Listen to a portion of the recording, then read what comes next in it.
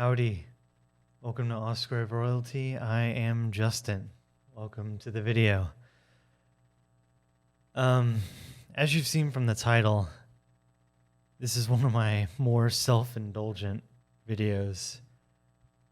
And as such, it's surprisingly hard to talk about without my stomach squirming, because it's just a whole video of some random dude talking to a microphone about playing the video games he likes.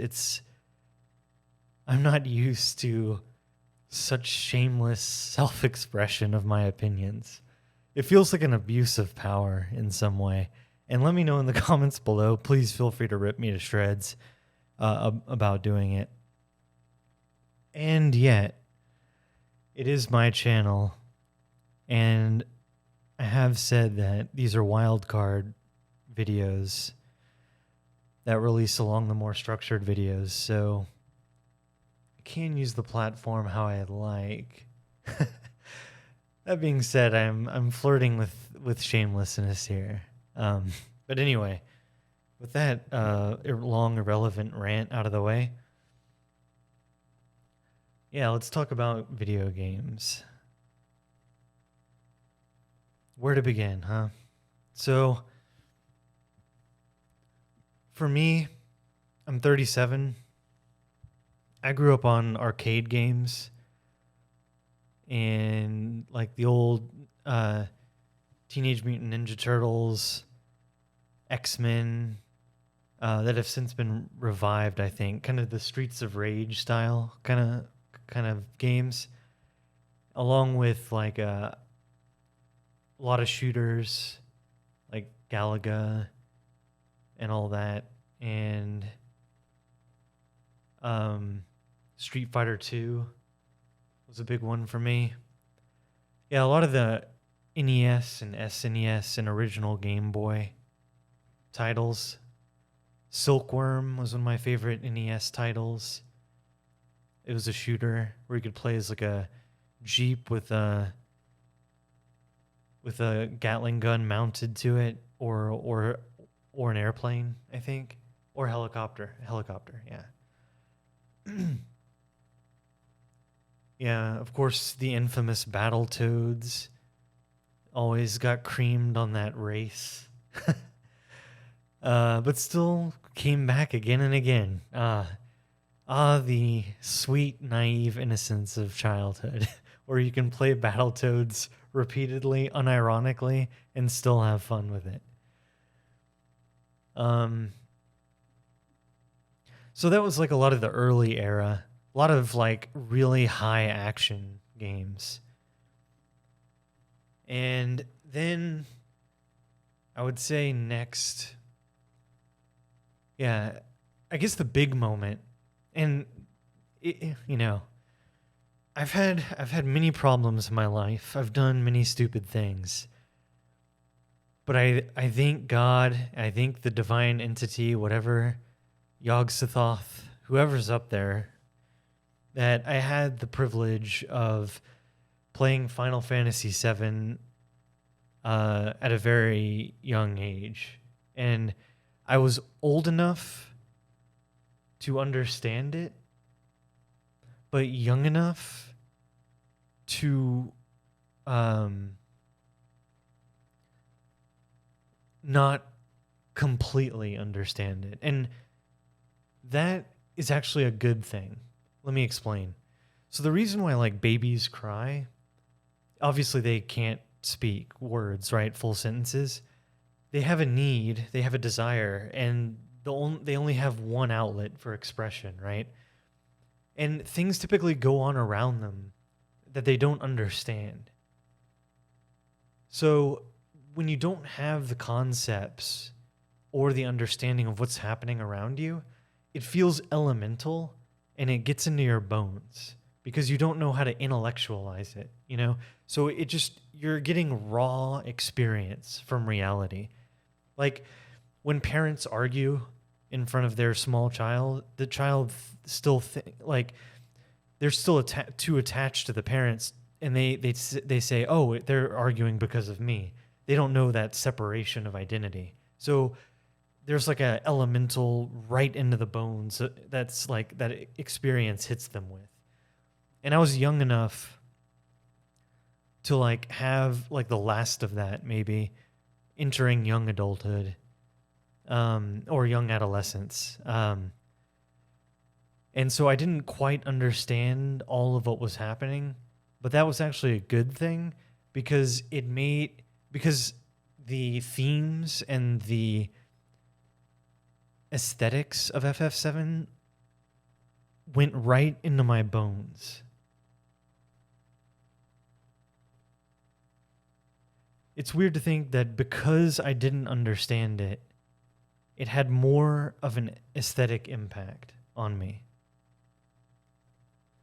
And that's actually kind of a blessing. It reminds me of like, you know, I mentioned on the channel I've done stand-up comedy and made electronic music. When you do comedy, you know, like I noticed it's harder for me to laugh now because when I hear jokes, I'm in my head like I'm one of those obnoxious open mic comedians too. I'm thinking about my own thing, you know? And I'm thinking about, oh, I don't hear a good joke and I'm like, ha ha ha ha ha, like a muggle, you know, like a non-initiated regular person who's not in comedy. Oh, those sweet people. We love them. Seriously. I almost want to say don't get into comedy because then you ruin it for yourself because you understand it. It's counterintuitive, but let me know in the comments if you've experienced something like this. But in the same way, if I understood everything that was happening in FF7, I don't think it would have had the impact that it did. Anyway, so that was it was like the closest thing to a religious experience playing FF7. And I played Final Fantasy Tactics, which was not equally as mind-blowing, but very close. I'd never played a game like it. It was my first strategy RPG, and the plot was incredibly intricate, yet profound and addictive and compelling, and I just loved the world that they made there. And I played Grandia, still one of my favorites. And guess who the main character is? Justin. Main character's name is Justin. Oh, I remember reading Electronic Gaming Monthly, EGM magazine, and while I tried to survive the duration of boredom as my parents got groceries in the grocery store, I would just waddle my way over to the magazine section. Remember those things, magazines? And look at the EGM and related magazines. And I came across the article of Grandia, and it had a really good image and, you know, drew my eye. And then I saw in the like subtitle, main character Justin, and I'm like, what? And so I went to, I think, like Blockbuster or Hollywood Video.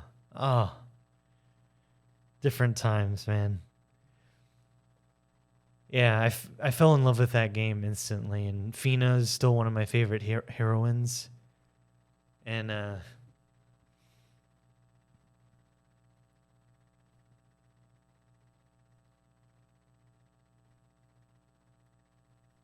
yeah, sorry, I got distracted by the Mitch Hedberg joke. Yeah, I'm a heroin addict. I'm addicted to women who save people. uh, so great. Sorry. But anyway, yeah, Grandio's fantastic. Final Fantasy, man, that was a golden age. A golden age, man. And just a quick note, I am a huge fan of what they're doing with the FF7 remake. I remember there was a criticism like, oh yeah, they're separating into parts. You know, it's like very corporate, you know, milking the customer for money by splitting it in all these parts. And I remember a reply, someone said, took the words right out of my mouth. They said, trust me, you want them to split this into parts. I think they did an excellent job, and he's right. Like, or they were right. Yeah, that game is very special to me. And And then I went to like a kids programming school. It's funny how things work out because in adult life, I went to an adult programming school. And then I work in tech now. But I went to a Rice University. They called it ACE Camp. And it's like a programming camp for youngsters. I was born and raised in Houston, Texas. And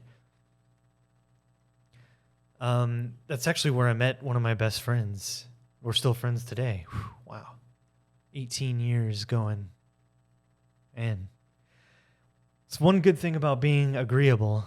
Yeah, you get taken advantage of a lot, but you meet great people as well. People who appreciate you. Whew, lifelong bond, I have fantastic friends. I am blessed with that. Anyway, at Ace Camp, it was kind of like Hogwarts. And instead of magic, it was the programming language BASIC. Oh, yeah. Good times. And I remember one of my projects was making, oh my God. It was making a basic database program about the various Gundams in Gundam Wing. I love the Gundam universe, and my fantasy dream job is Gundam pilot of Gundam Epion. Gundam Wing is the best, still good to this day.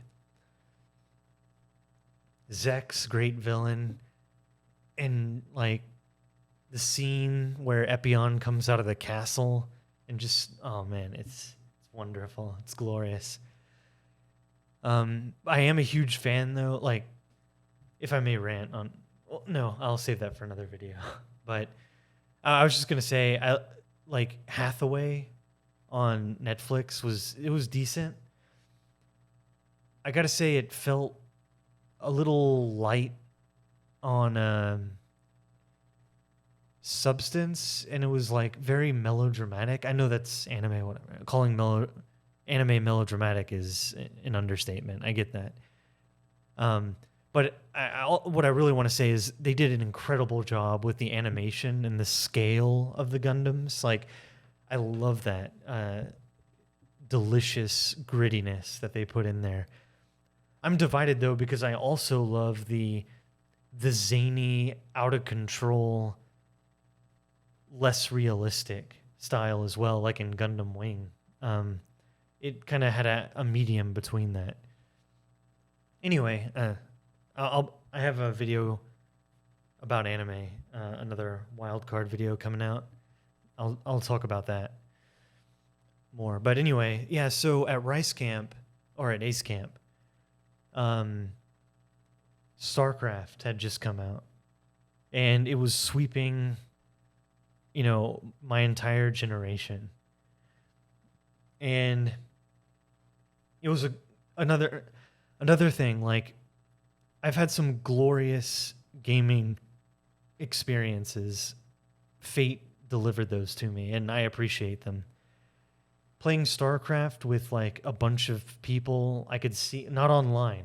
Imagine playing it was before everyone was online and everyone was playing with each other competitively, but in person, like a LAN party kind of thing. Except at Ace Camp at Rice, it was a whole frickin' building filled with computers. It wasn't like LAN party at a friend's house, which was great. This was like a university grade level computer lab filled with eager young minds playing StarCraft. Can you get any better than that?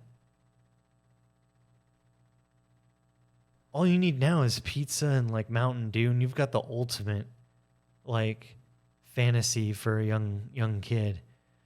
But it was cool discussing strategies. I remember coming up with strategies in my spiral notebook with my mechanical pencil. Oh, those were better days, man. But yeah, good times. We even had a StarCraft tournament. I came in third out of 6 people. Again, I always joke I'm average. Yeah, I'm just the average player. And yeah, so, but it was really fun. One of my good friends who's still friends with me, the 18 years going guy, Trey, he got wiped out by a Zerg rush in like the first few minutes. He was so pissed. Oh man, and he was a good Protoss player too. But out of everybody the Zerg players found, Protoss are especially weak to Zerg rush. So anyway, poor guy. Maybe that's why he only likes Terran now, probably. But at the end of Ace Camp, actually, a little buzz started buzzing around about this game called EverQuest. Nobody knew what the hell it was. What is this thing? It looked cool. Characters with stats in a massively multiplayer online world. What is this? You know? And we were stuck at Rice Camp and it had released. And Trey and I really wanted to play it. And as soon as we got back from Rice Camp, we got it, we installed it, and that began a new experience in gaming, the MMO era. And the MMO era would last for quite a while. Great times in EQ. Neither of us knew what the hell we were doing. Terms like end game and power leveling made no sense to us. Again, like when you don't have the understanding and you don't have you're brand new, the experience of the thing just goes into your bones because you don't understand it. There's no system in place. It's just completely free. And that's how the EverQuest was. It was just new for my friend and I. So literally it was like my friend and I exploring a whole new world. We weren't jaded by the meta or like, you're going to this zone to level. You chose this class. None of that. Completely innocent. Truly experiencing a new frontier here. And we were on our landline phones with the cords and just on for hours, like playing our characters, killing Orc Legionnaires and exploring the Fate Arc. I was listening to Juliana Theory at the time. Their album Love, great album. I recently started listening to it again. Great times, man.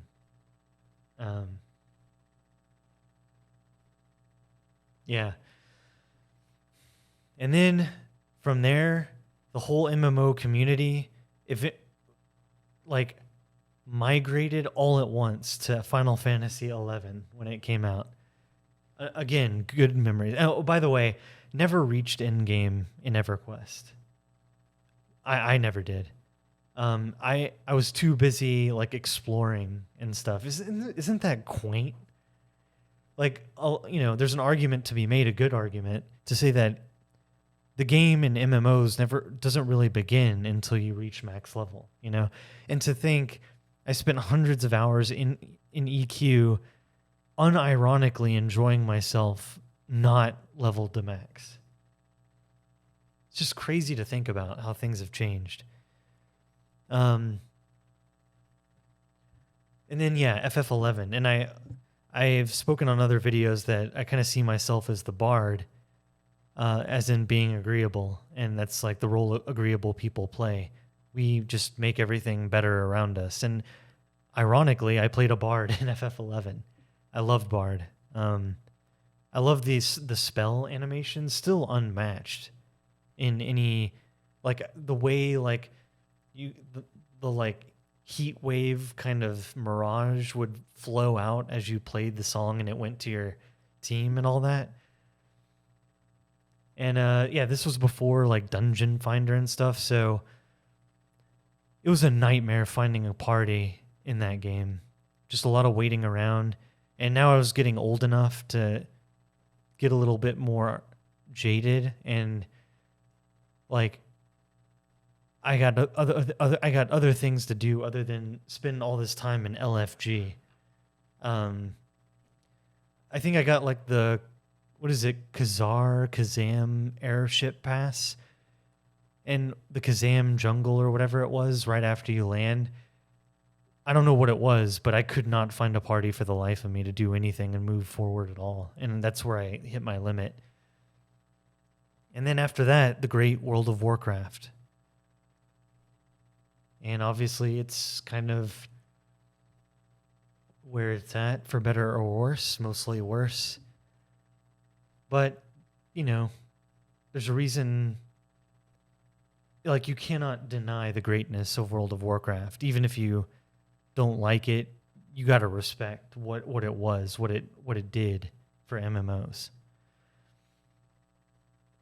Along the way, played a lot of JRPGs. Still, I still play them. I played recently Rise of the Third Power. It's an indie kind of JRPG-esque title. I'd recommend that. I played Tales of Arise. Fantastic. I think it's the best looking JRPG. Dolomir, great character. He's my dude. I'm enjoying Xenosaga right now. I hadn't played it back in the day, and I know the third one's coming out. I'm behind. Triangle Strategy. Holy crap. Y'all got to play that game. Terrible name for a game. Amazing game. Just as good as FFT. I'm going to say it.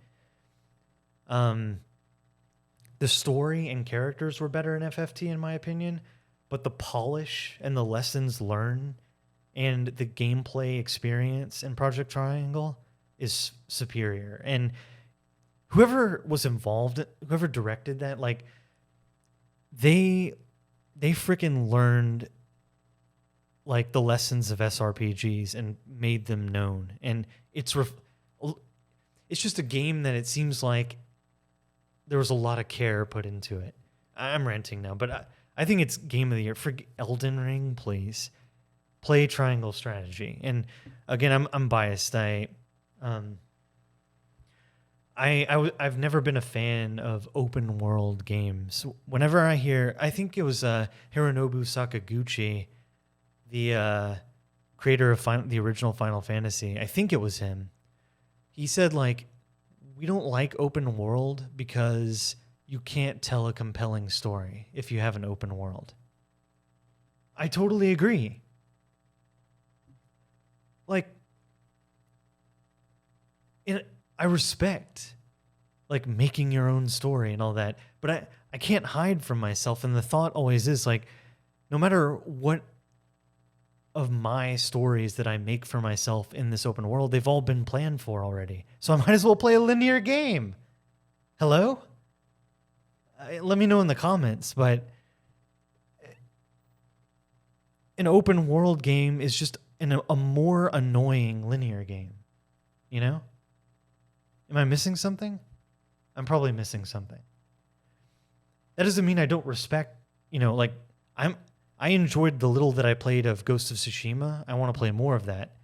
And a friend is highly recommending Cyberpunk 2077, you know, after all this time and after all the nonsense. But I wasn't a fan of the Witcher stuff. I didn't like Skyrim at all.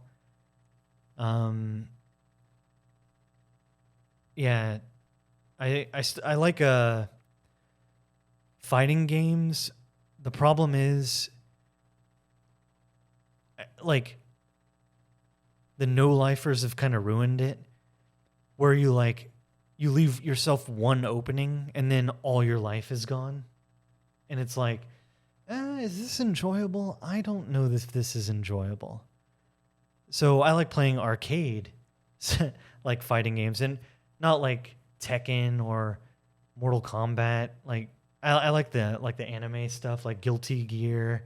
I like the look of this new game, Dungeon Fighters, I think it's called. Yeah, like Blaze Blue, stuff like that. The Marvel vs. Capcom stuff was decent. I did get into Soul Calibur, but it was okay. Yeah, of course I grew up playing Mario, all that stuff. Mario 64 was great. I played GoldenEye.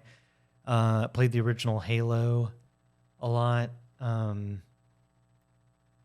To this day, I play the occasional Overwatch game. Looking forward to Overwatch 2 somewhat. I'm really actually looking forward to Gundam Evolution. You know, I already mentioned my Gundam interest. And basically it's Gundam Overwatch, and that's cool. Even though it's kind of janky, I think it's got potential. They just had a network test for PC and consoles. I really enjoyed it. And, you know, multiple friends of mine that don't know each other have both recommended that I do something with gaming. So I might like stream Gundam Evolution. I don't know. Maybe even if I have one viewer, I might just try it. Let me know what y'all think in the comments. Again, average player plays Gundam Evolution. Oh yeah, it's gonna be popular. Anyway, and with the few minutes we have left, yeah, I've just been ranting. God, this is self-indulgent, shamelessly self-indulgent. Yeah, I played Banjo-Kazooie, a lot of good platformers, Ratchet and Clank.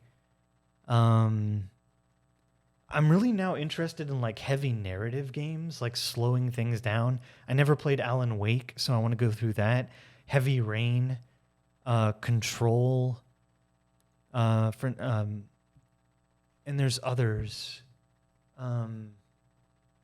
Fahrenheit something a friend recommended to me. Yeah, like I really like the narrative games. There was an indie game called Lacuna. It was like a detective game. That was good. Disco Elysium. Oh my god, that game is just insane. I'm afraid, like, that game is incredible. And I haven't played it much, which is a shame. It's just when I play that game, I get too absorbed into it, and I fear for my time, you know. But that's like my, yeah. I really want to play that game. But yeah, and there's like, I have a huge Steam backlog of crap to play. Oh man, I love Loop Hero, I think it's called, and Mini Healer, and like indie games like that. I really like those kind of. They take one aspect and they do it really well, you know. That being said, like, yeah, in the last few minutes, let's say I become the next YouTube sensation, and money's going good, and all of y'all donate $1 million to me.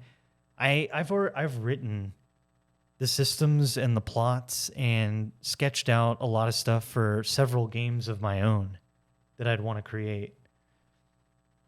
I have like all the documentation. No, I mean all of it in some aspects. Of course, it needs to be programmed, fleshed out, like the mathematics and all that stuff, a lot of the nitty gritty, but I'm talking about the kind of broad strokes, how the gameplay loop will go, the aesthetic, the environments, the plots, the scripts, the mechanics, skills, all that stuff. And I've got like a kind of an RPG starship shooter. I love this new genre of like team battlers, like auto battlers, like Guild Gladiator Manager, I think it's called. You can find it on Steam. It's really good. So I've got a game like that. I've got like a dark Diablo kind of ARPG kind of thing, but it's sci-fi. I've got a side scroller called Funky Monkey. I like side scrollers. Anyway, if you want to hear more about those, let me know. I've got like Metal Fury and Armored Core kind of clone. Anyway, we're out of time. I hope you all enjoyed this video. Please let me know in the comments below anything and everything related to what games you like and all that. And I'll catch you all in the next one. Bye-bye.